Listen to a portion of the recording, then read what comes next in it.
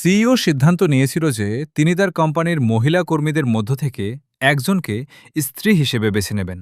সিইওর স্ত্রী হওয়ার আশায় সব মহিলা কর্মী খুব ভালো করে সাজগোজ করে এলো, কিন্তু অফিসে আসার পর সিইও তাদের মুখের দিকে একবারও তাকালো না। তিনি শুধু প্রতিটি মহিলার সঙ্গে হাত মেলালেন। একে একে মহিলারা এগিয়ে এলো। সিইওর হাত লাল হয়ে গেল এবং ভীষণ চুলকানি শুরু হলো। তবুও সঠিক মানুষটিকে তিনি খুঁজে পেলেন না। এভাবে স্ত্রী বাছাই করার অদ্ভুত কারণ ছিল তিনি একটি অভিশাপ পেয়েছিলেন। তিনি যখনই কোনো মহিলাকে স্পর্শ করতেন তার পুরো শরীরে নিয়ন্ত্রণহীন চুলকানি শুরু হয়ে যেত।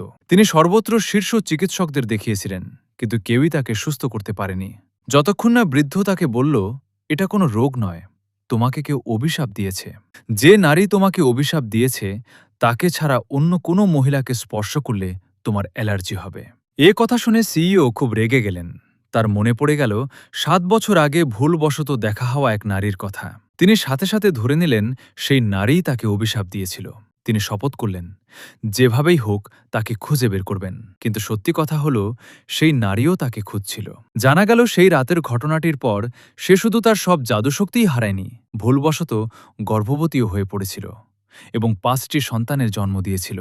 তার ৫ সন্তান এত দুষ্টু ছিল যে তাদের শিক্ষক চিন্তায় পড়ে যান। ওরা বাড়িঘরই ভেঙে ফেলবে। তাই শিক্ষক ওই নারীকে বললেন, সব ৫টা বাচ্চাকে নিয়ে তাদের বাবাকে খুঁজে বের করো। শিক্ষক তাকে একটি ফিউনারেল কনসালট্যান্টের চাকরিও খুঁজে দেন। আর সেই নারীর প্রথম ক্লায়েন্টই ছিল সেই সিইও, যার সঙ্গে সে ৭ বছর আগে এক রাত কাটিয়েছিল।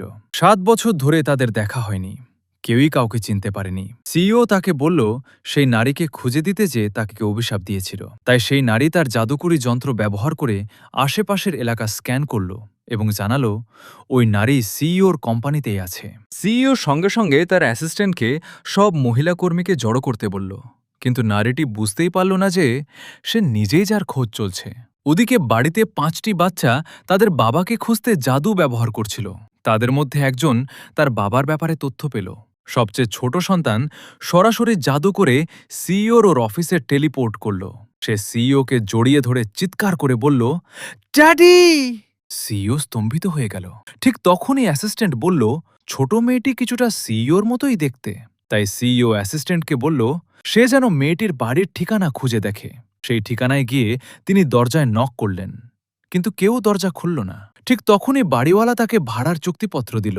এটা দেখে সিইও বুঝতে পারলেন যে ফিউনারেল কনসালট্যান্টকে তিনি খুঁজছেন সেই হলেন ৭ বছর আগের সেই নারী।